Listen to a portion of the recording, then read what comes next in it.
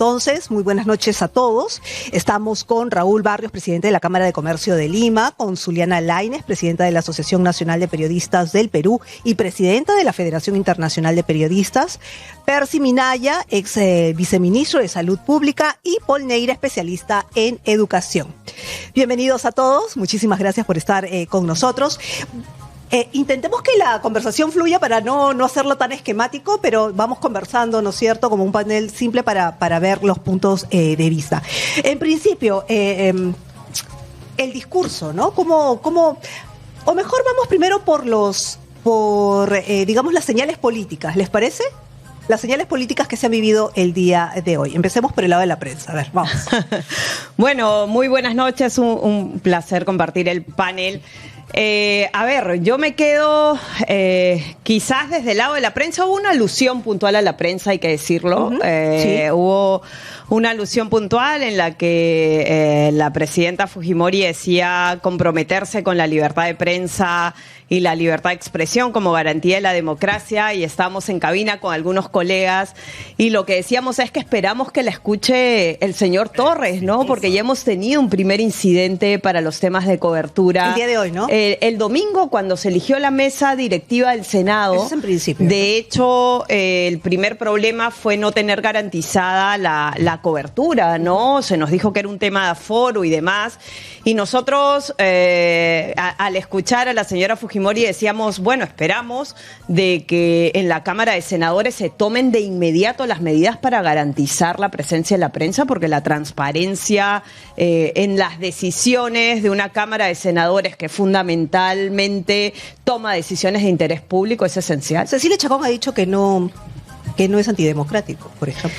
A ver, la transparencia y el acceso a la información no son una dádiva, son un deber que debe cumplir el Estado, y fue una muy mala señal empezar con un tema de opacidad, y hoy mismo lo vimos, Carla.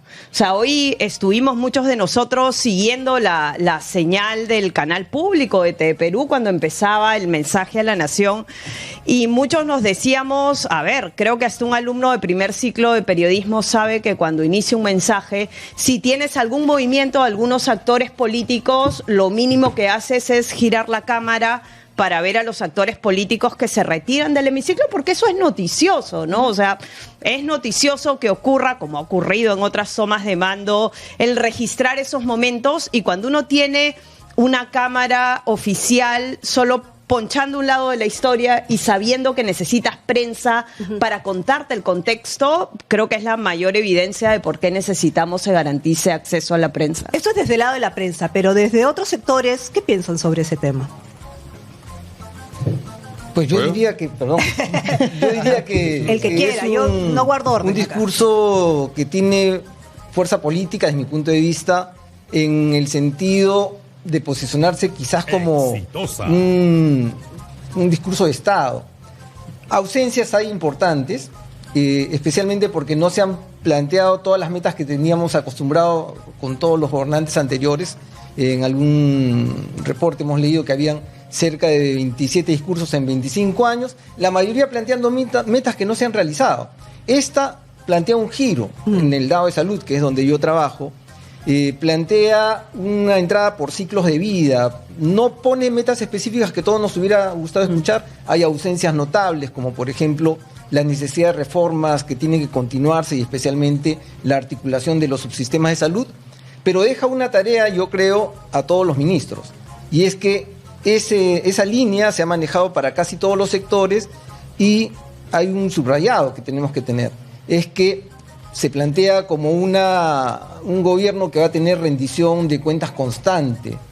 Y ese es el compromiso que deberían tener todos los ministros. Si la presidenta no lo dijo, es hora de que los ministros en sus primeras propuestas tengan que tener una agenda muy clara de todo lo que hay que hacer, especialmente en un momento como este, políticamente complejo todavía, ¿no? Ahora, ¿este mensaje ha sido, digamos, realmente un mensaje de Estado, o ha predominado más este mensaje político hacia la oposición, teniendo en cuenta que la oposición se pareció fue, ¿no?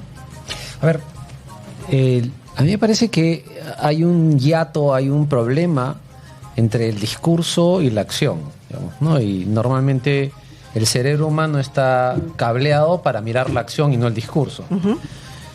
Y esto a punto de lo que decías respecto al comportamiento de dos de las bancadas de la oposición que se pararon y se fueron, independientemente de lo que tú mencionas respecto al paneo. Ahí hay una discrepancia, porque el discurso de la oposición es: nosotros vamos a asegurar la democracia, el uso de la exitosa, o sea, de nuestro ejercicio político, digamos, de control, ¿no? Pero el acto de pararse e irse, que es libérrimamente posible para ellos, desde mi lectura, es bien poco democrático, ¿no? Porque si defienden banderas de diversidad, de comprensión de la diferencia del otro, de que estamos en un país diverso, complejo y enrevesado, desde mi punto de vista, desde el punto de vista además de la educación, de la formación de las personas en términos de cómo yo en espejo veo a los padres de la patria comportarse de esa forma, que me educan a mí en términos cívicos, yo no veo una consistencia y me parece lamentable que se hayan parado, se hayan ido.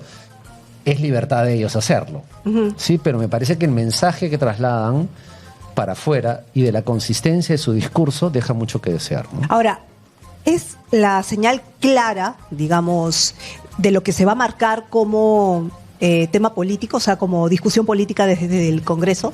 Tanto el discurso de Keiko Fujimori como... Hay que ser claros y hay que decir las cosas como son. Son unos maleducados. Eso es de educación que te enseñan en tu casa.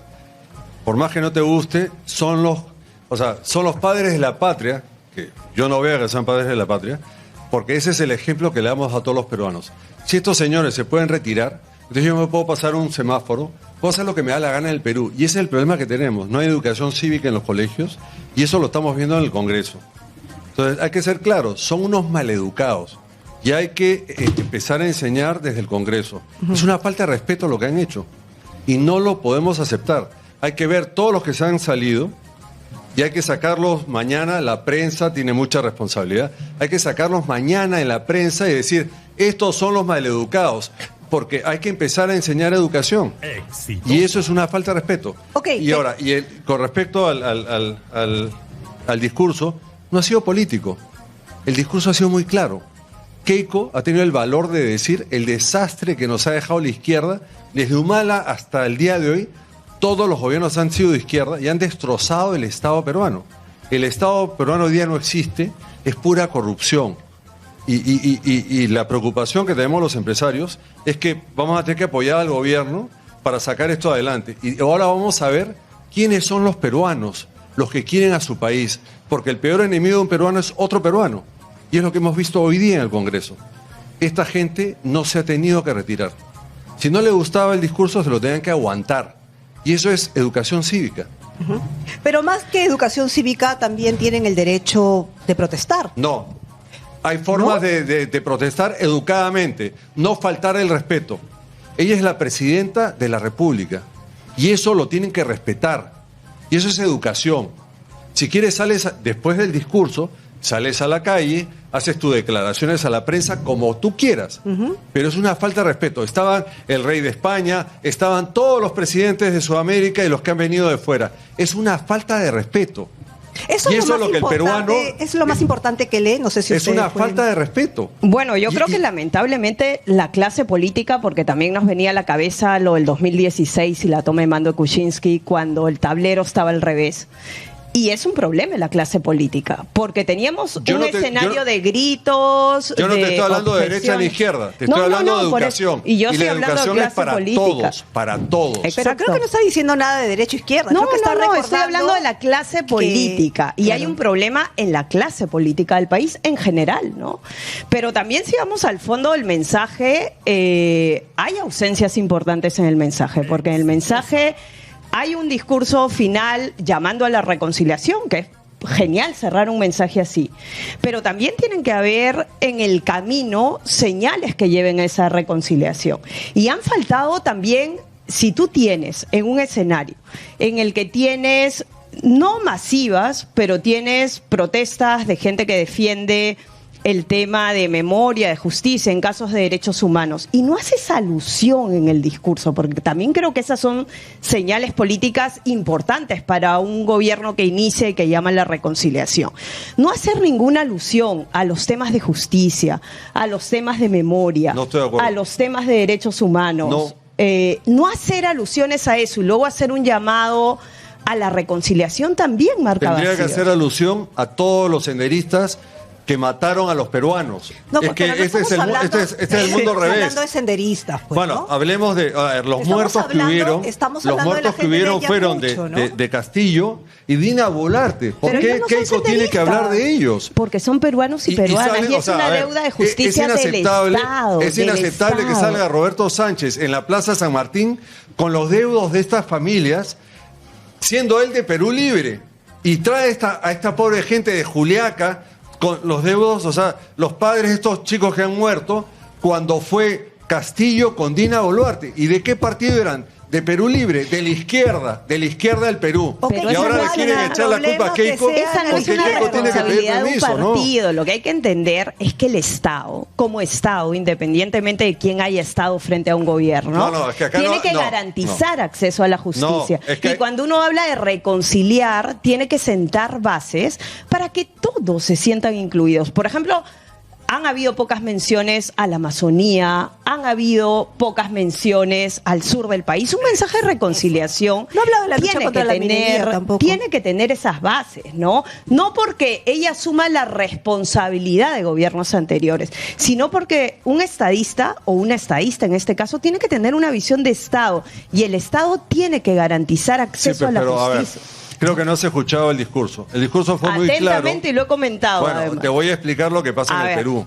El 70% del presupuesto de la República se va a los gobiernos regionales, ¿ok? Y en el sur han elegido a alcaldes de izquierda, a gobernadores que se han robado la plata y no han hecho las obras. Entonces, ella lo ha dicho en el discurso, que va a tratar de hacer una conexión con los alcaldes, con los gobernadores, y por eso nosotros, el empresariado, queremos fomentar las obras por impuestos, porque un alcalde se hace un monumento, se hace un palacio municipal cuando su gente no tiene agua, no tiene ni agua ni desagüe. Entonces, el gobierno central no maneja el país. Esta descentralización ha sido un desastre. Y el sur es un desastre Ok, señor- por la gente que eligen. Señor o sea, Barrios, los vamos- gobernadores o sea, la gente, ahora vienen las elecciones, Señor ojalá Barrios. escojan pues gente que Señor no se Barrios. robe la plata ya ahora. Señor Barrios, perdóneme, pero creo que hay que dejar también conversar No, está a, muy los, bien, está muy a bien. los otros invitados que también Yo tienen su represento punto al de vista. empresariado y Lo estamos sé. hartos de que Sí. nuestros impuestos se vayan a tonterías Pero, y no perdóneme, vayan señor a... Barrios, discúlpeme usted. Lo que ocurre es que estamos haciendo generalizaciones que Exacto. no podemos afirmar 100%. Yo no me voy a poner en una posición ni izquierda ni derecha, pero hay gobiernos de todas las clases políticas y en todos encontramos corrupción. Yo creo que el mensaje que ha dado la presidenta hoy ha señalado una ruta clara, como ella lo ha precisado, para elementos centrales. Quizás no ha abundado en elementos que sí valdrían la pena haber puesto. Estoy de acuerdo con que podrían haberse puesto elementos de política de conciliación, de reconciliación. También elementos mucho más enérgicos, quizás con las reformas que se necesitan. La lucha contra la violencia, la delincuencia. Hay elementos de ese tipo. Pero en general, si todos estamos por un espacio de la reconciliación, creo que uno de los elementos claves es poder, inclusive de esta tribuna, poder tratar a los peruanos por igual y no porque tienen un gobernante que puede ser de izquierda o no. Lo hemos visto y lo vemos todos los días en los distintos lugares, en los distritos, en las provincias, en las regiones, que tenemos problemas serios de corrupción, de mala gestión, porque no hay meritocracia, porque no tenemos gobernantes que están respondiendo a un eje de interés nacional y de interés del ciudadano. Yo estoy seguro que los ciudadanos y los empresarios querrán un mejor gobierno, por supuesto, y creo que todos debemos poner el hombro para eso. La presidenta lo dijo en su remate final. Claro.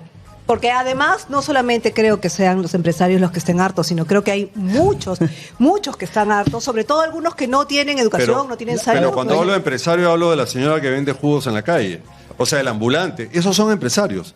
Ellos todos los días se levantan a trabajar. Yo cuando hablo de empresarios no hablo de los grandes empresarios. En la Cámara de Comercio tenemos 10.000 asociados y el 70% son pequeños y micros empresarios. Vamos a dejar, Sí, por favor, y luego... Yo quisiera regresamos. mencionar un tema de consistencia, es decir, desde mi punto de vista, la presidenta eligió una línea de presentación que tiene como 3 grandes partes. La primera es decir cómo encontró lo que encontró.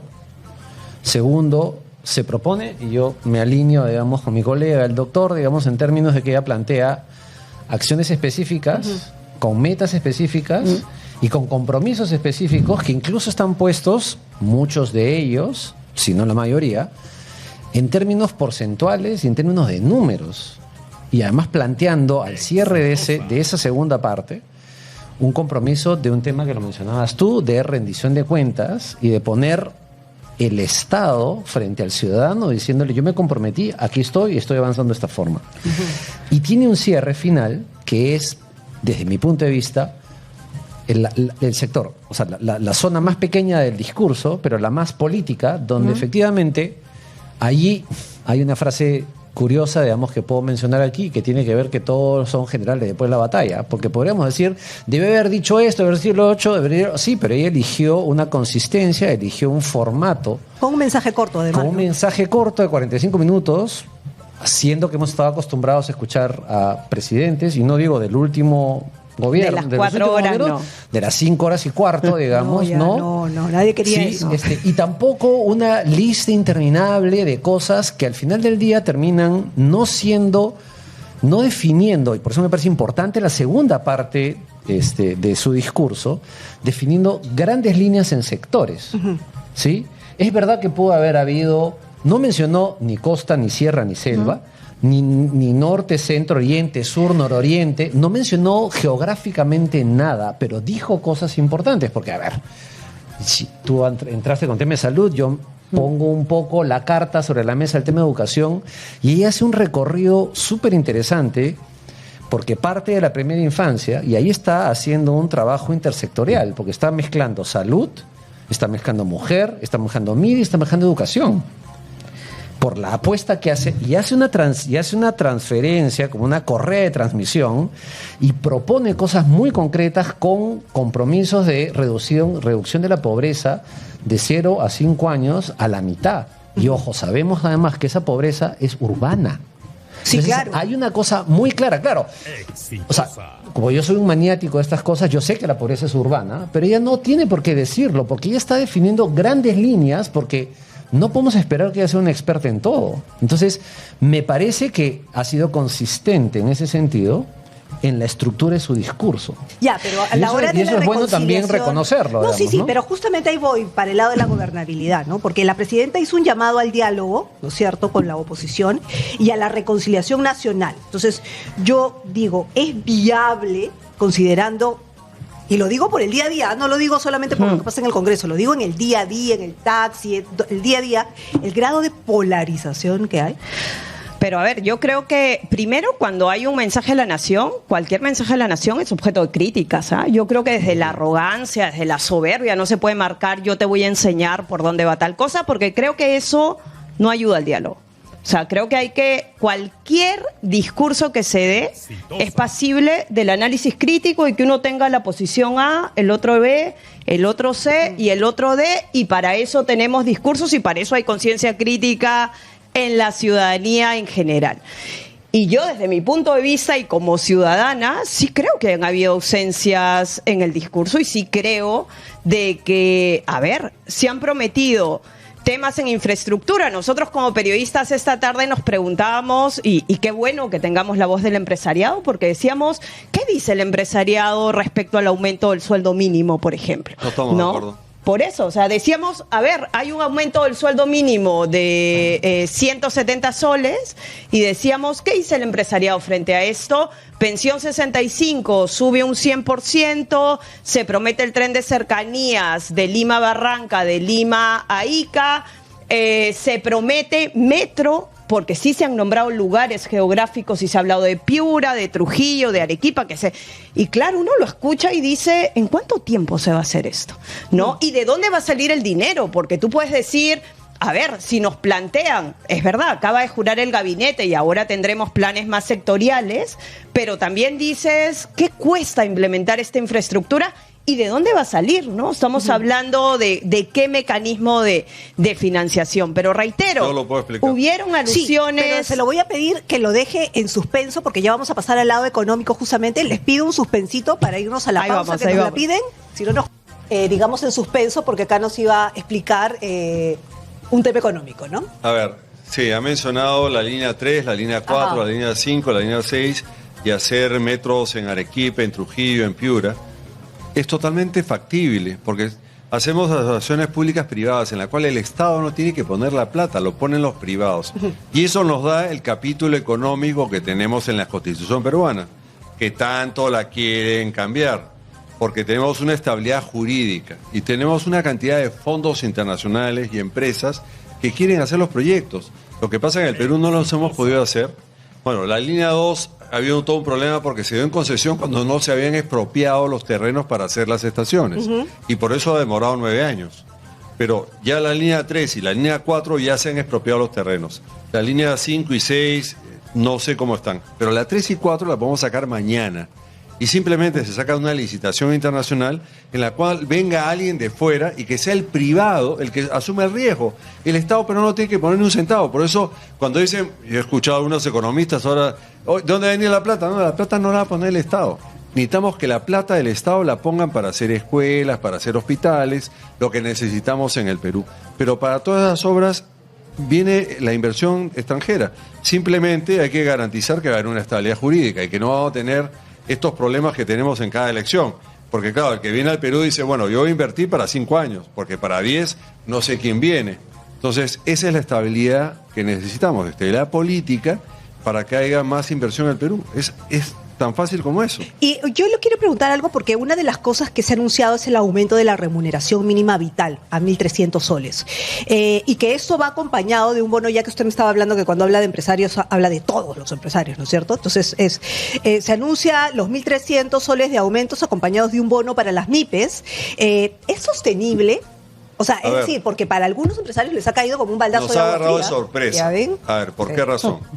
Porque las empresas formales hoy día, nadie paga el sueldo mínimo, salvo que sea un practicante que recién entra a trabajar. En el Perú tenemos un problema, no tenemos personal calificado. Y entre las empresas privadas nos estamos jalando al personal. Claro. Y cuando tú te lo jalas y no quieres que se lo lleve otro, y esa es la competencia en el mercado, tienes que pagarle más. Entonces en el Perú prácticamente en el sector formal no se paga el sueldo mínimo, se paga 3 veces el sueldo mínimo. Claro. Entonces, esta subida nos ha dado sorpresa porque lo que queremos es que la informalidad entre al sistema. Y el problema es que el sistema no permite que entren los informales, porque para entrar al sistema necesitas un abogado tributarista para pagar los impuestos de la SUNAT, necesitas un abogado laboralista porque la SUNAFIL te cae. Entonces, el costo es muy alto. Aparte que en el Perú se dan 30 días de vacaciones, yo teniendo la posibilidad, no tomo 30 días de vacaciones porque es demasiado. Entonces tenemos que empezar a reducir algunas condiciones laborales que tenemos en el mercado para que puedan... o sea, un pequeño empresario no puede dar 30 días de vacaciones. Es más, y si un pequeño empresario, se los digo porque tenemos oficina en Gamarra, tiene 2 empleados y ahorita le suben a 1.300, lo que va a pasar es que va a poder mantener en planilla a un solo empleado y el segundo empleado lo va a tener que pagarle informalmente. Por eso, ¿no es sostenible esto? No es sostenible. Porque tiene que mejorar la productividad. O sea, yo hubiera dicho esto en el segundo año, porque ya cuando generemos, si el Estado empieza a pagar las cuentas, porque es una de las cosas que no ha dicho Keiko Fujimori, que el Estado es abusivo y mal pagador. Y la corrupción está en la falta de pago. Te llaman y te piden 2% para pagarte. Y los que nos están debiendo hoy día son los que no pagamos coimas. Y ahí está la corrupción, no están en las licitaciones. Hoy día la corrupción está en la falta de pago. Entonces, yo esto lo hubiera dejado para el segundo año, para el julio del 2027. Pero se da cuenta que aquí empiezan las divisiones, digamos, porque hay una promesa, hay una expectativa, pero no se va a dar. Es que no es una división, es una opinión distinta. Tendrá que salir ahora el ministro de Economía, porque yo supongo que Elmer Cuba, para que la presidente, pues no existe presidenta, la presidente ahí haya empezamos señalado, con más problemas.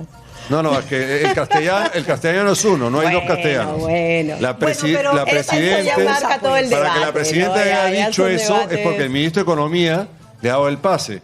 Entonces, el ministro de Economía debe tener un sustento técnico en el cual debe haber aumentado la productividad para poder subir a 1.300 soles el sueldo mínimo. Bueno, Ustedes, por favor, perdón, yo por no favor. puedo decir muchas cosas alrededor de lo que pueden o no hacer los empresarios. Ajá. Yo sí me recuerdo de la última sesión que realizó la Comisión de Presupuesto del Congreso de la República, la cual presidía el congresista Soto.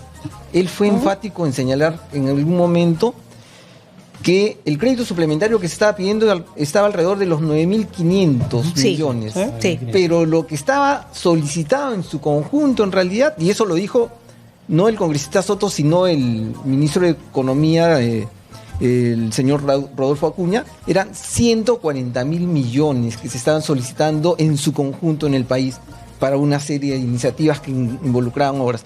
Es una cuestión difícil, en realidad, que podamos asumir que todos estos elementos permitan no solamente al Estado, sino a los pequeños empresarios a poder cumplir estos elementos de promesa.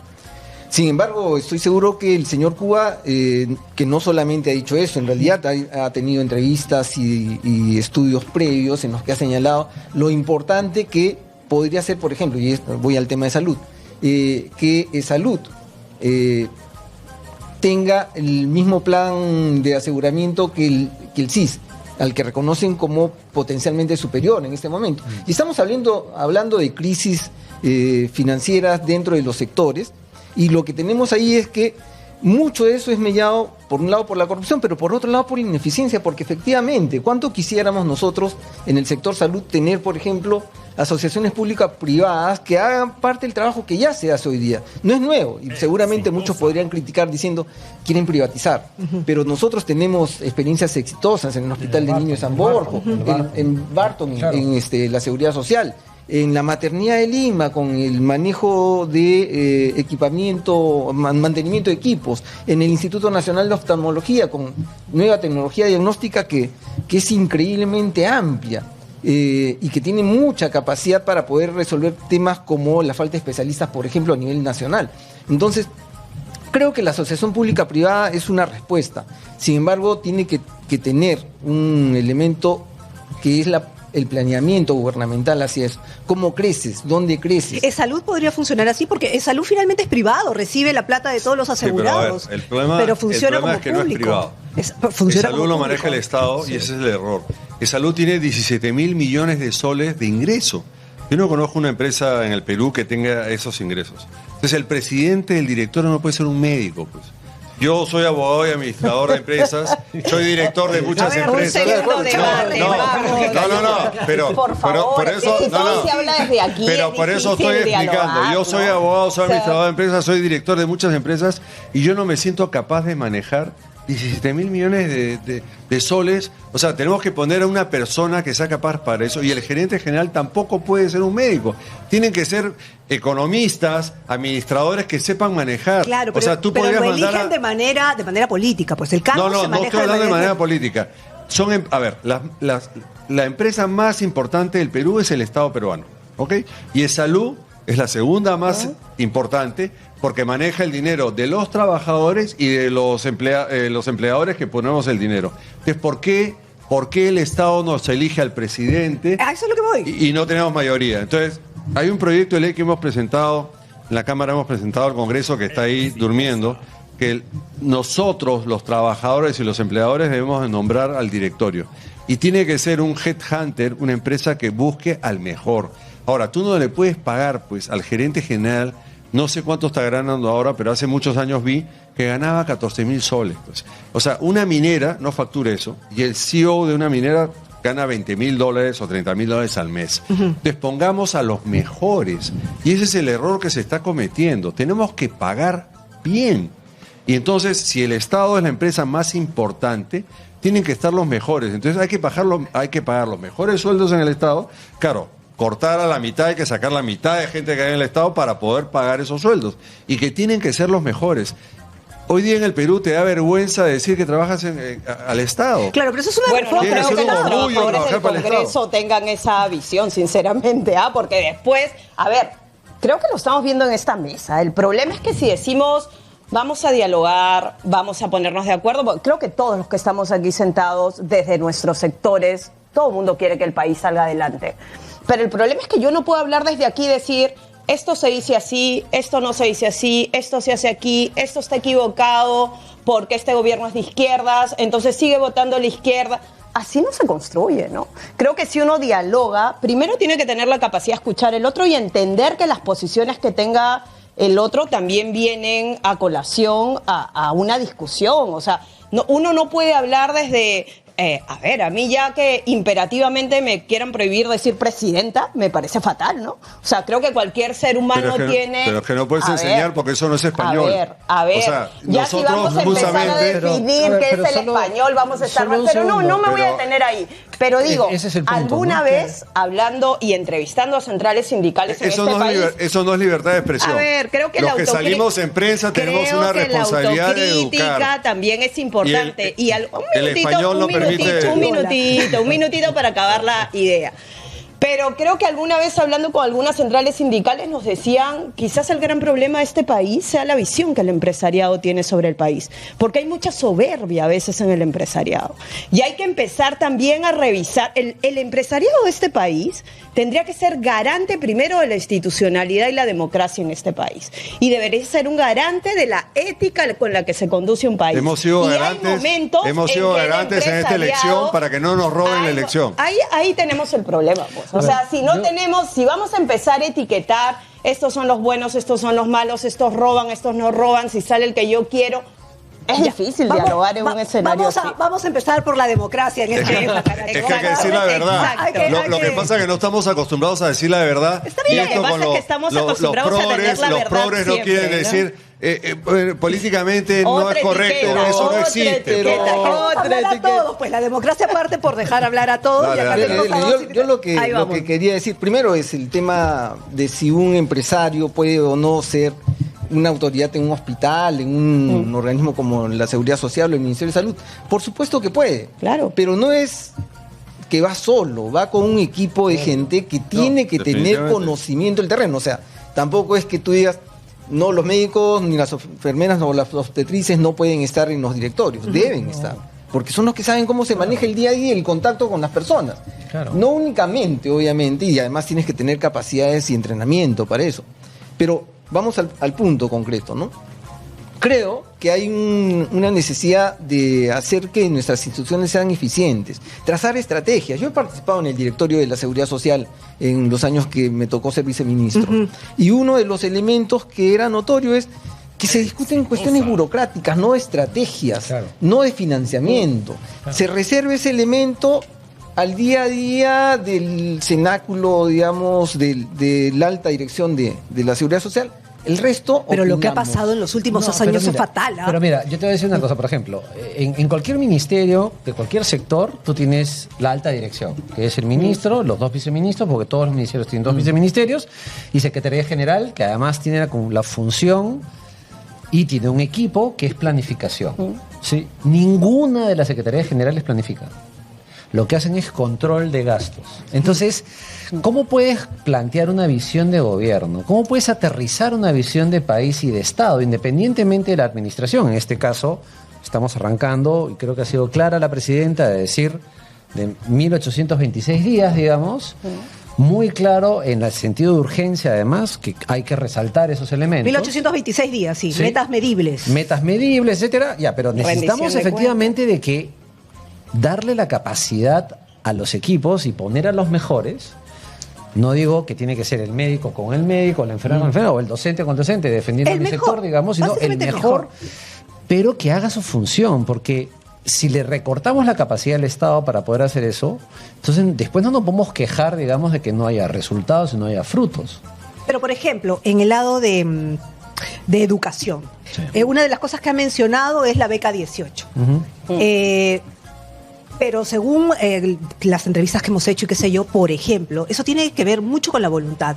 Se habló que la ampliación de este presupuesto era también para ampliarle el presupuesto a Beca 18 y hablando con especialistas del Ministerio de Educación dijeron que... Es que el problema no ha sido Beca 18, pero ha sido Beca Bicentenario.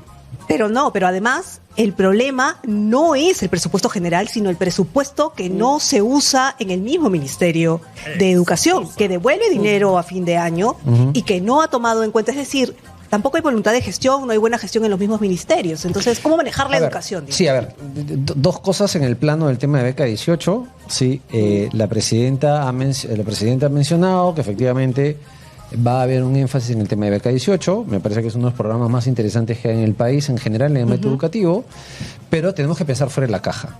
O sea, es decir, por ejemplo, nosotros ahorita damos beca 18 al estudiante que inicia la universidad y se va hasta el 5º año, ¿sí? Porque son 5 años que estudia regularmente.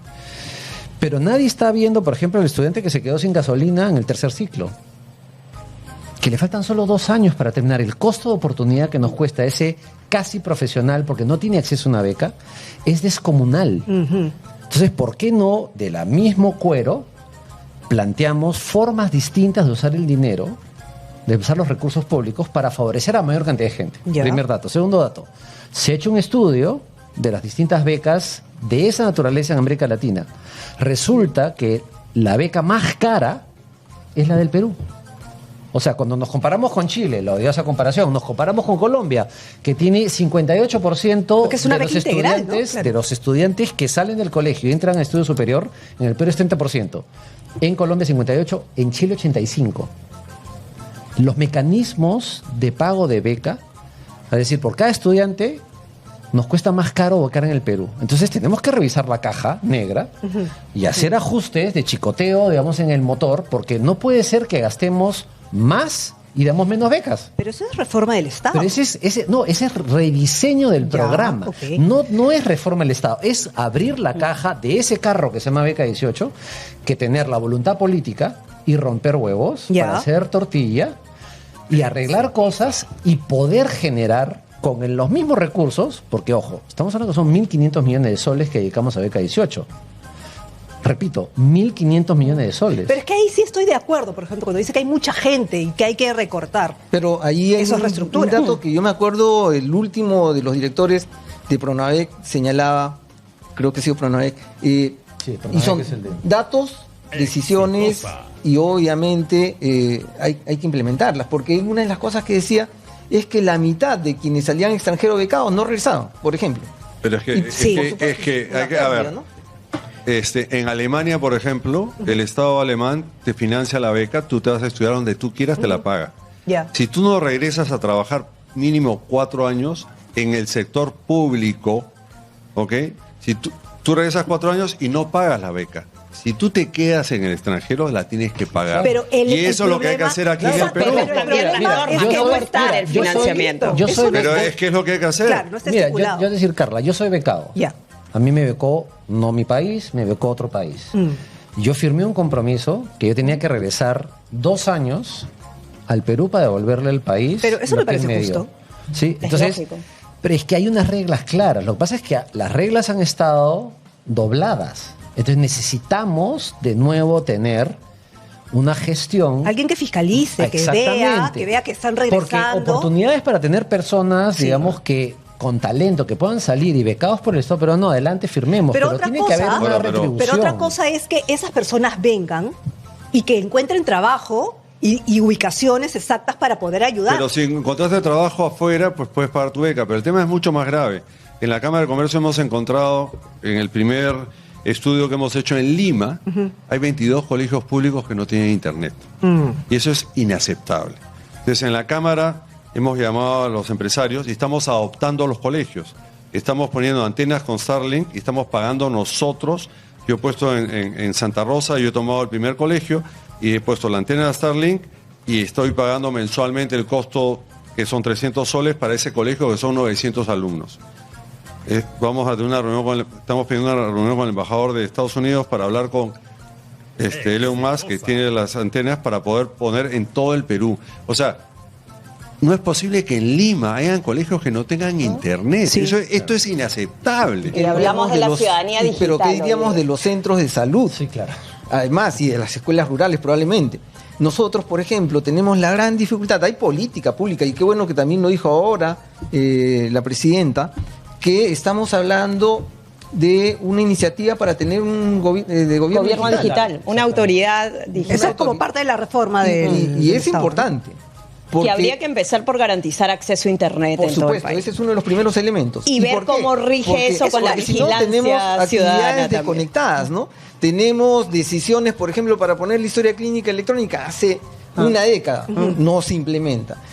Compras sueltas de equipos de computadora sin internet en los Pero lugares. eso es corrupción pura y dura. No, Sí, no, pero o sea- a ver, yo quisiera solo traer a la colación, miren, vamos a hablar del país que inventó el Internet, que se llamaba ARPANET en su momento, que es Estados Unidos. Cuando vino la pandemia, había enormes bolsones de colegios y de zonas rurales en Estados Unidos, porque también hay ruralidad en Estados Unidos, que no tenían conexión a Internet. Entonces, es cierto lo que dices en términos de hay que asegurar la conectividad, pero eso, mira, te digo una cosa, porque hemos hecho estudios, en el Perú hay 53.000 locales educativos, de los cuales solo 10.020 tienen conexión a Internet. ¿Sí? Sí, sí. Si tú pones Internet a todos los otros 40.000, o sea, no te alcanza el presupuesto general de la República. O sea, tendrías que cerrar todos los ministerios para poder asegurar que Ya, hay pero- Internet. pero- en los Claro, colegios. pero el tienes tema- que garantizar la pero el democratización en el tema- Pero ahí hay otro pregunta- planteamiento pero el interesante. tema es ¿Cómo? peor. Claro. A ver. Es muy fácil decir, hay que garantizar. Es que ahí y no voy al discutir, cómo. y no A ver. discutir Es que ahí el voy al cómo. cómo. Pero Ya, necesitamos pero hablar el del tema- cómo. el tema es Pero peor. no Y hablar de autoridad etapas, digital, y hablar de entonces. etapas, no es que necesitas El tema es Hay peor. opciones, hay El tema opciones. es una peor. estructura institucional para poderlo Pero llevar garantiza adelante. acceso. Ya, pero porque si el no tema es peor complejo porque les pones democratizar. internet y no tienen computadoras. Estamos viendo con las empresas que al tercer año cambian las laptops y estamos empezando a dar las laptops a los colegios. Bueno, o sea, el empresariado Credicop nos está estamos haciendo un metiendo programa de ese nivel, porque el ¿no? Estado no funciona. El Ministerio de Educación tiene 3.000 empleados públicos y no es posible que no tengamos internet en los colegios y no tengamos computadoras. Ya, pero y yo- eso es lo que además hay queremos otro cambiar. elemento. Ahí yo Eso es lo que queremos preguntaría- cambiar. Entonces, el empresariado no nos vamos a quedar ya callados. Pero Ahora hay estamos otro elemento, saliendo. Mientras ayuden, mientras No, no, ayuden estamos al saliendo tema de la educación. y vamos a ir. Autocrítica, también hay que hacer Pero- autocrítica de los momentos tensos. Creo que eso es bueno para hasta el periodismo, esa autocrítica. Ay, El yo periodismo quiero ha hecho escuchar eso. autocrítica. Pero por Yo quiero. supuesto. ¿Cuándo? Sí, ¿Cuándo? pero ¿Cuándo? por ¿Cuándo? supuesto. Mira, No, de ella- verdad, de verdad, de la verdad. primera autocrítica, vamos a hablar de los Vladivideos y los empresarios A de ver, a ver, a medios ver. saliendo Pero a la salita. hay- Sí, no, el pero periodismo solo un hizo su segundo. autocrítica. Hay que haber autocrítica de los La hay, periodistas. la hay, Chicos, la hay. pero- chicos, Oye, hablemos de Gorriti, pues, hablemos de Gorriti. Hablemos, ¿Por qué no hablamos de hablemos de Gorriti? todos los que Chicos, Si quieran quieres hablar. hablar, hablemos de Gorriti. Yo quisiera mencionar un Por tema. favor, no, un segundo. Solo- Nos tenemos que ir a la pausa, me tienen que Mira. respetar. Pero si quieres hablar de la prensa, hablemos de Gorriti. Ya, Hablemos pero de vamos quien a la- usted quiera. Vamos a la pausa primero, regresamos, está muy interesante esto y se va a poner mejor, así que nos vamos a la pausa rapidito. Presidencial, el primer discurso presidencial, lo que se va a hacer, lo que no se va a hacer, pero también quiero conocer su opinión respecto a la elección de los ministros en cada sector. Yo no sé si tienen alguna... A mí me ha llamado la atención, me parece que es más de derecha o de centro. ¿Ustedes qué dicen? A ver, Empiece usted, por favor, que yo ya vi que levantó la mano. es que no hay derecha ni izquierda. Bueno, Sí, hay- Ah, lo voy a grabar, lo voy a grabar.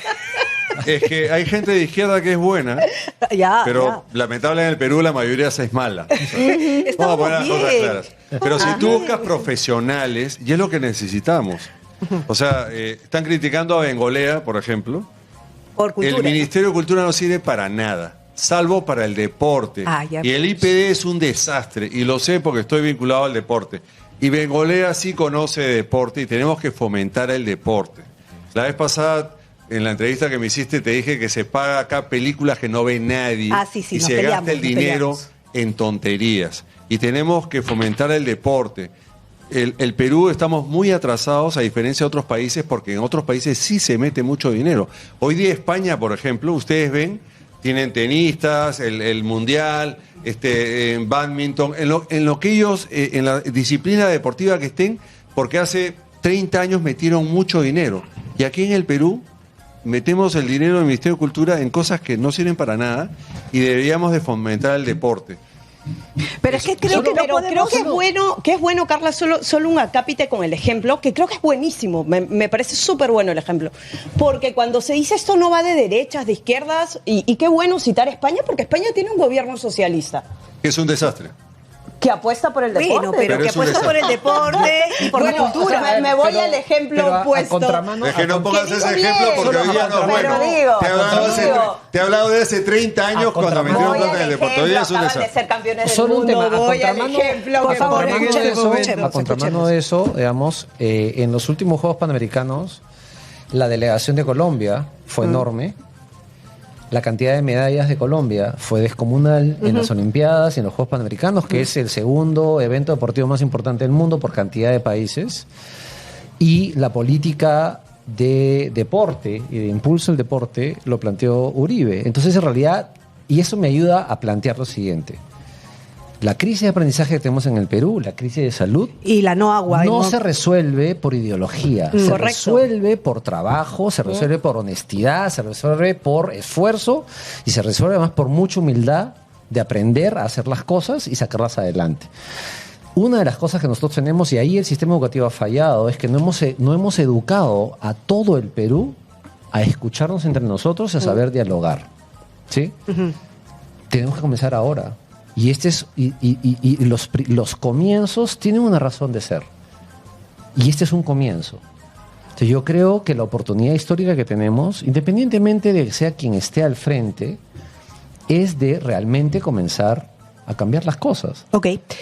Porque de lo contrario, si no, nos vamos a encontrar en 5 años, de repente los mismos, más La viejos, misma mesa. la misma mesa, y vamos a estar berreando Esperemos lo que mismo. no, O sea, esperemos que no. Pero efectivamente, les propongo ir efectivamente. hablando sobre cada titular para ver qué políticas también de Estado se van a ampliar y ver, ¿no? Por ejemplo, en el Ministerio de Relaciones Exteriores está Carlos Spa. Bueno, Carlos Spa, periodista, es un hombre culto sin duda y ha trabajado en la Embajada de los Estados Unidos muchísimos años. Entonces, políticamente también es un mensaje hacia dónde se va la política exterior a balancear, ¿no? Sobre todo tenemos a Chancay acá, tenemos operadoras de luz comandadas por chinos y sin embargo nos vamos más hacia Estados Unidos. ¿Es así como lo perciben o no? Bueno, yo creo que han habido varios guiños al gobierno estadounidense en estos últimos días. Keiko ha sido clara en decir que va a unir al Perú al escudo de las Américas. Creo Lo que es quiere, claro. lo quiere hacer, sí. Y lo ha reafirmado además en múltiples intervenciones. Se quiere o no, a ver, Carlos Spa, que además es un colega, no trabajar 20 años para una embajada, no es un trabajo temporal, una embajada y un lazo claro y es abiertamente un guiño al gobierno estadounidense. Además, el señor Navarro, que suele ser muy... se hace notar en los espacios que está, ha tenido una presencia bastante prominente en los actos de 28 y 29 de julio, ¿no? O sea, si vamos a hablar de decantar la balanza, creo que hay gestos hacia un lado bastante claros. ¿Nos conviene, no nos conviene en educación, en salud, en empresas? No, en educación no hay una... Bueno, pero yo podría hablar de salud. Muy específico. Y ahí es uno de los desafíos. Ajá. Justamente el nuevo ministro es el señor Dyer.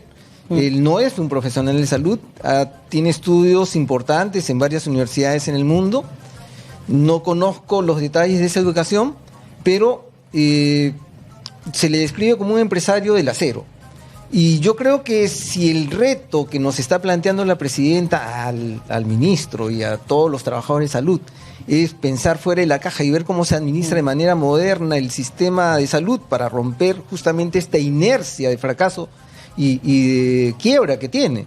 Porque no es solamente el gesto político, es todo lo que trae la responsabilidad de ser ministro en un sistema que está... Le funcionó ser el personero principal, ¿ah? Le funcionó. jefe. Bueno, pero esa está mal, ¿no? experiencia No, de fue- funcionó. esa experiencia de organización tiene que traerla ahora a un sector que es complejo. Tiene un sistema como de salud que lo hemos visto agonizar a lo largo de este tiempo y a la justa sobrevivir, está con muchas deudas, tiene un nivel de gasto muy grande, inclusive hay una serie de cuestionamientos a partir de bonos que se han multiplicado en el último tiempo, pero tiene una responsabilidad efectivamente con 17.000 millones de soles y más de 10 millones de asegurados en este momento.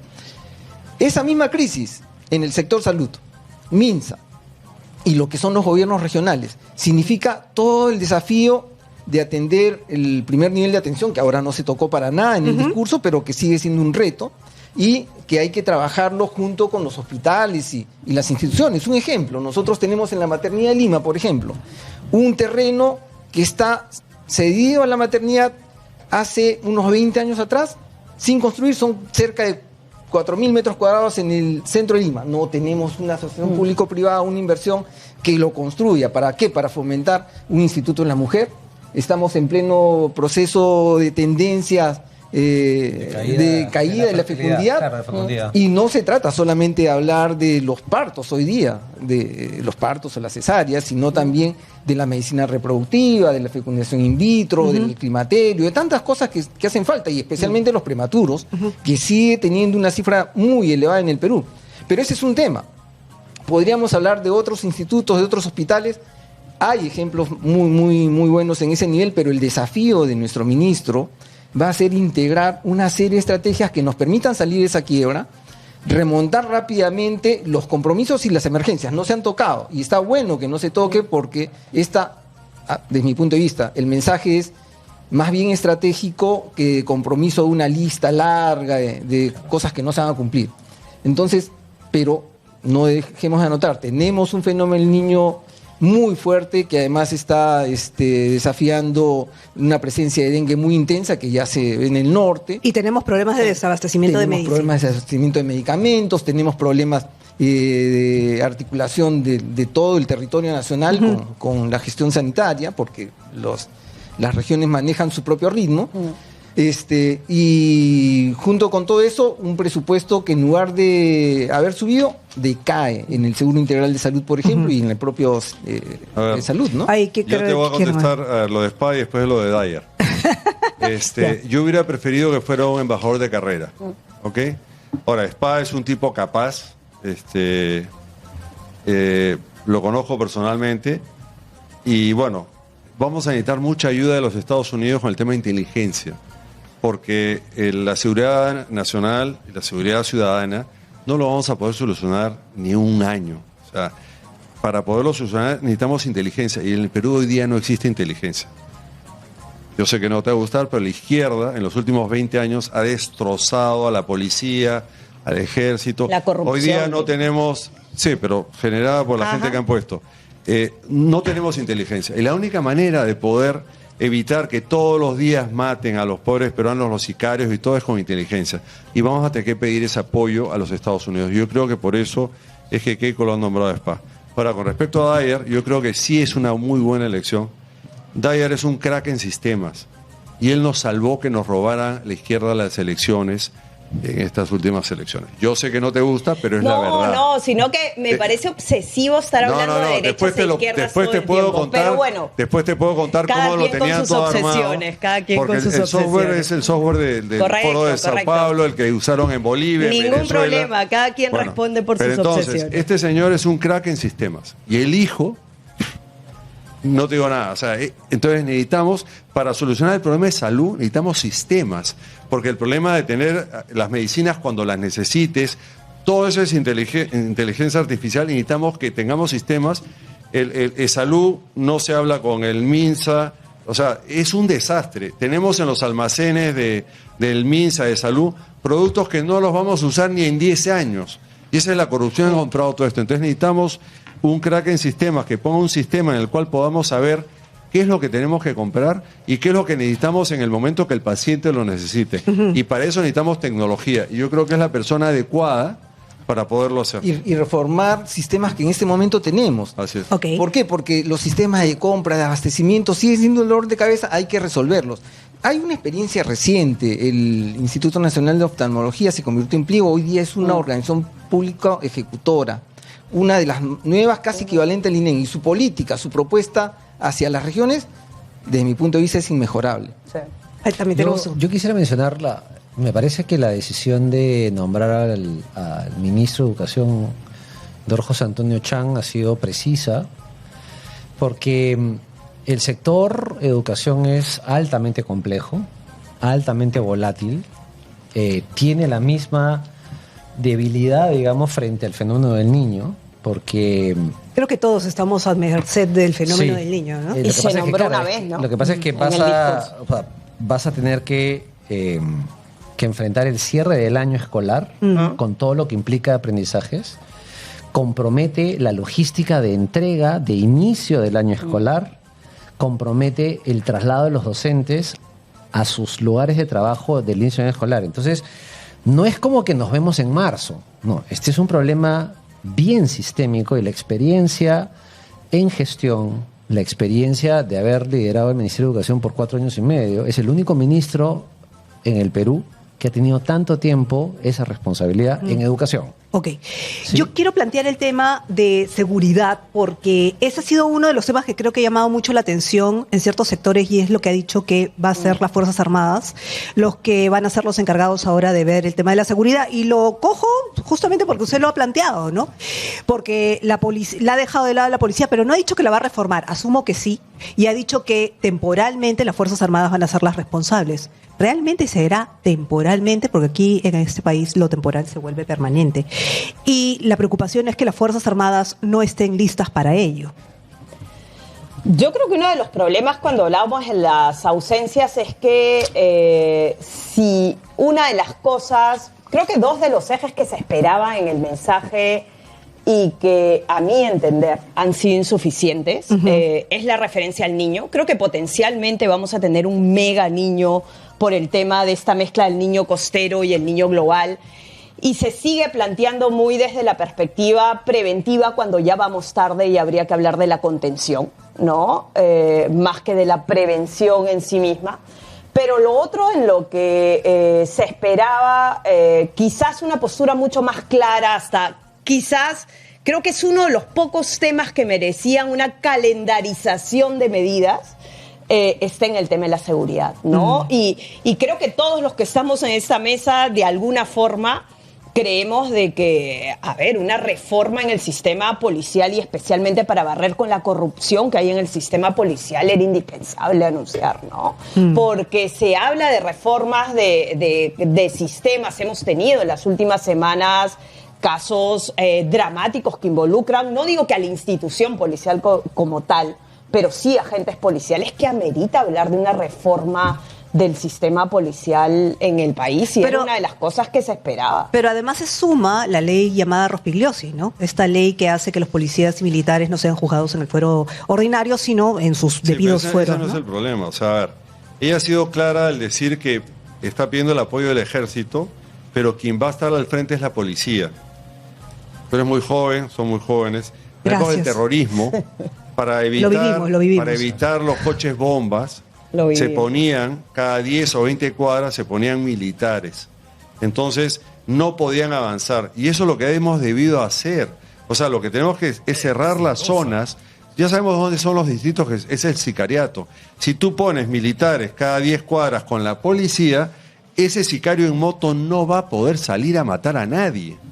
Y entonces, eso lo entiendo lo que está planteando Keiko. O sea, va a agarrar los distritos donde sabemos que matan a la gente. Eso es rastrillaje. O sea, esa es la forma hasta que armes la inteligencia. Porque para agarrar estas bandas tienes que tener inteligencia. Entonces, para que no maten a nadie, tienes que poner a los militares con la policía y cercar los distritos.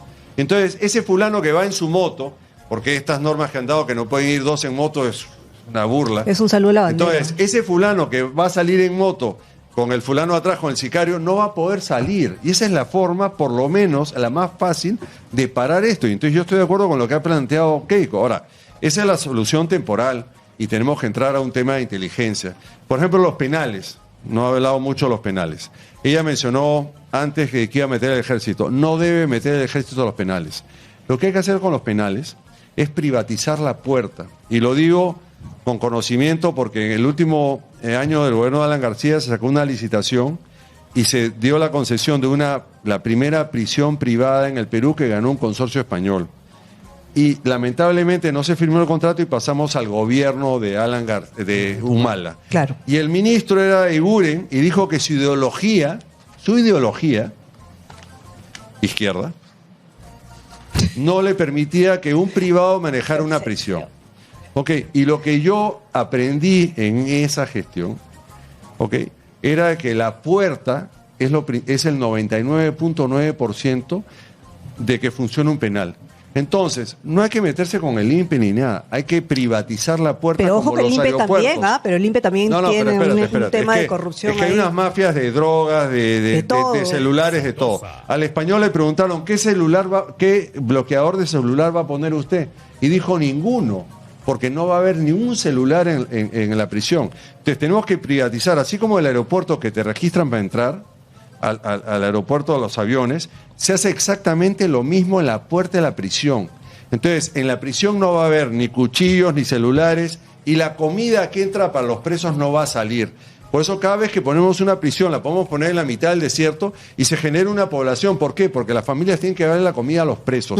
Y eso se evita simplemente privatizando la puerta, que sea una empresa, cualquier empresa, y se controla. El Estado debe ser fiscalizador, no operador, porque el Estado no produce absolutamente nada. Entonces lo que hay que hacer es privatizar la puerta y vas a ver que los del INPE van a renunciar solitos, porque se les acaba todo el negocio, toda la mafia que hay adentro. Pero, ¿qué les parecen los titulares de las carteras? Rafael Belaúnde y César Astudillo. Me llama la atención Rafael Belaúnde y el por qué.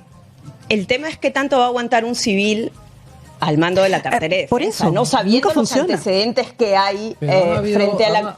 Pero han habido varios, o sea... Sí, por eso digo cuánto va a aguantar. No voy a decir nombres de ministros, digamos, de defensa, que no han sido militares o exmilitares y han estado al frente. Uno puede cuestionar sus decisiones o no, pero yo no sé si el principio detrás es si van a soportar la presión de los oficiales uniformados, ¿no?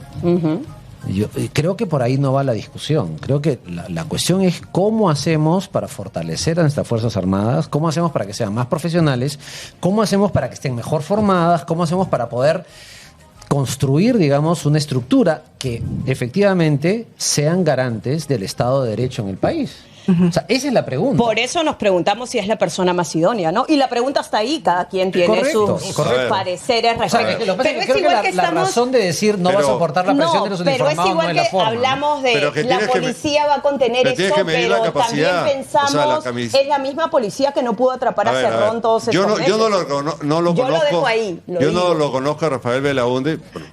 Si me dice ministro de Defensa, no me cuadra, pero yo no lo conozco. Necesitamos buenos administradores, ¿ok? Y tú para ser un buen administrador no tienes que conocer todo, para eso tienes los viceministros. Y entonces lo que tenemos que ver son los viceministros que nombre él. Y yo supongo que van a ser militares con experiencia, que conozcan toda la trayectoria de los militares. Será un marino, será uno de la FAB, será uno del ejército, no lo sé. Pero eso es lo que él tiene que... los que somos profesionales... Tú tienes que buscar a alguien que sepa más que tú. Y tú mencionaste lo del Congreso. El problema que tenemos en el Congreso, que el Congreso no entra por calificación de tu capacidad, sino entra por elección. Y el problema que tenemos con los congresistas es que no nombran a su primo o pagan no, tienen que nombrar, y además no deberían tener 4 o 5 asesores, deberían tener 2 como máximo, y nombrar a los buenos asesores. Ese es el problema. Entonces, Rafael Belaúnde, sinceramente no lo veo como ministro de Defensa, pero si él agarra y se pone 2 buenos viceministros que conozcan del tema, va a ser una buena gestión. Como Rafael Rey en el... ¿Y si pone 2 civiles? ¿Cómo? Y si pone 2 civiles... Pero el terreno de la especulación. Pero por eso, porque estamos analizando escenarios. Pero es que puede una mesa así es puede para poner analizar 2 civiles que conozcan el tema. Por eso. Lo que necesitamos es gente que conozca. Okay. O sea, puede ser militar, puede ser civil, no nos importa, pero gente eso es bueno que conozca. Escucharlo, es bueno escuchar. Lo que estoy de acuerdo con el sueldo mínimo, con los civiles. Carla, el tema de Astudillo, digamos, que está en el interior. Sí. A mí me parece una buena decisión. Sabe. O sea, sabe. Y sobre todo por el tema de inteligencia, porque me parece que, o sea, cuando tú escuchas a los especialistas, porque ninguno acá es especialista en seguridad, sí, hay que decirlo, cuando tú escuchas, digamos, análisis adecuados, correctos, mesurados, digamos, no altisonantes, te das cuenta efectivamente de que hay un problema de inteligencia. Y ya tenemos la prueba fehaciente de que cuando tienes a un grupo de personas que hacen bien inteligencia, se traen abajo a la cúpula de Sendero. Se acabó la historia. O sea, no necesitamos leer el libro de Estados Unidos para entender de que ese es el camino. Lo que pasa es que sí tenemos los diagnósticos, el tema es voluntad política. Sí tener una persona que ha tenido ese nivel de liderazgo, pues no solo fue el general en jefe del ejército, nada más fue el Comando Conjunto de las Fuerzas Armadas, que ha tenido que lidiar con todas las armas del Estado peruano, la FAP, la naval, digamos, y el ejército, para poder gestionar. Me parece que es una buena elección. Y es un tipo que además tiene unos valores y tiene una trayectoria intachable, digamos, de lucha contra este tipo de cosas que me parece que lo avalan perfectamente. Bueno, así como en otros sectores, yo mencionaba el tema de educación. El ministerio más corrupto del Perú es Transportes. Es donde hay... ¿No era vivienda? Yo creo que pero Transportes es el más corrupto. Y lo han puesto a Rafael Rey, porque yo lo conozco y ha estado ya él de ministro. O sea, sí, él está repitiendo carteras. Sí. Es incorruptible y va a limpiar el Ministerio de Transporte. Ojalá. Pero hay algo que le quiero preguntar. Se necesita una fuerza, claro, de la dirección política, exacto, de la decisión, de la estrategia, pero también de los conocedores de los sistemas, porque los tejes y manejes que hay, los sistemas de corrupción, las ineficiencias... Tiene que sacar la mitad de la gente. Pues. Pero conocen los que están ahí. Todo se conoce, todo el mundo sabe quién es quién. Y si no, que hablen con la prensa un rato y les pueden dar algunos tips hay de que no funciona. Hay una cosa súper interesante que creo que no le hemos puesto en la mesa, y es un detalle bien importante. O sea, el Estado peruano, en los últimos 26 años, 25, 26 años, se ha sofisticado mucho. Para tú poder mover las cadenas del Estado, tienes que tener no solo muñeca, no solo conocimiento político, no solo gestión, no solo conocimiento técnico, sino más tienes que saber qué teclas tocar dentro de la estructura, porque se ha sofisticado mucho, y eso es una cosa buena. Sí. Porque mitiga la capacidad de que se haga corrupción. Lo que pasa es que somos bien creativos los peruanos. Depende quién esté detrás de esas políticas. Pero lo que yo digo es que el gran reto que tienen los que ahorita están asumiendo, desde mi perspectiva, porque además yo trabajo mucho con el sector, digamos, y conozco bien la estructura del Estado, es efectivamente, o sea, yo he estado en reuniones en las cuales he visto a ministros que decían una idea y el que manejaba, digamos, él o la que manejaban las cuentas públicas dentro del ministerio le escondían la plata, porque no estaba alineado a lo que esta persona tenía en su agenda. Entonces, si la persona que está allí no conoce los entresijos del Estado, entonces lo van a pasear. Entonces, es importante mencionar eso porque hay que recordarles a estas personas que están asumiendo una chamba descomunal, no tienen ni lunes, o sea, para ellos son días, no tienen nombre los días. Porque esa es la verdad, en el sector público tú has estado a ese nivel. 6 meses, 3 meses, claro, dependiendo no importa, del momento no importa. Todos van a tener que, como dice la presidenta, casarse con el Perú. Esa parte del funcionamiento del Estado es clave y tienen que jalar gente que sepa qué teclas tocar. Que me hagan caso. Carla, quienes están en el Estado, además... También es mirar a la prensa, porque aquí se habla de temas de corrupción y los destapes de corrupción, no hablo de los últimos 5 años, quizás hablo de los últimos 10, 15, 20 años. Hay destapes de corrupción y no hablo solo del gobierno central, de ministerios, hablo de gobiernos regionales, locales. El trabajo de la prensa en ese sector es fundamental. Pero además, y a veces desde la fusión pública... ¿De cuál prensa? No, de la prensa en general. Y aquí podemos hablar no solo del cofre, de los cócteles, de Jaliguarma, de los dinámicos del centro. Podríamos hacer una lista interminable, además incluidos gobiernos regionales. Podríamos hablar de Oscorima en Ayacucho, podríamos hablar de Dioses en Tumbes. O sea, si hiciéramos un listado de la gente que ha dado de la los vuelta, casos de corrupción que se han destapado desde la prensa, el llamado sería a la gente que ejerce función pública de que escuche y mire también. O sea, el periodista no es un enemigo, no saca una denuncia porque quiere fregar a alguien. Pero me ha dicho que la República ha sacado alguna de esas cosas que has mencionado. Pero por tú. supuesto, déjame añadir un ingrediente. Ninguna. Ese es el problema. Ese es el problema. Ninguna. Ya, dejen por favor acá, señores. En el Estado nosotros tenemos múltiples sistemas que te permiten conocer el dato de cada cosa. Desde la contratación que haces, los tiempos, lo que subes, las caracterizaciones de los perfiles de los postulantes, lo que gastas. Hay un sistema fabuloso que, junto con el CIAF y esto que vemos de la consulta amigable para ver los presupuestos, por ejemplo, el SIGA, que es el sistema de gestión de compras. Nosotros podemos ver, de hecho, en algún momento ensayamos esa situación en el Ministerio de Salud. Lamentablemente no se pudo implementar con más fuerza y eso lo podría impulsar la Autoridad de Gobierno Digital como el propio Ministerio de Economía. Tableros de comando, veamos las cosas. ¿Por qué? Porque tú ves los datos. Ves cómo una prueba de hemoglobina puede costar 4 soles en un lugar y en otra 18. Señores, y puedes saberlo. Muchísimas gracias. El Club de las Farmacéuticas, todo eso salió a la prensa. Muchísimas gracias a todos. Yo me quedaría con ustedes hasta el final, pero me tengo que despedir por la hora. Pero muchísimas gracias a todos porque ha sido bien interesante conversar, ver sus puntos de vista distintos y todo suma. Hemos estado con Raúl Barrios, presidente de la Cámara de Comercio de Lima, Zuliana Lainez, presidenta de la Asociación Nacional de Periodistas del Perú y presidenta de la Federación Internacional de Periodistas, con Percy Minaya, ex viceministro de Salud Pública, y Paul Neira, especialista en educación.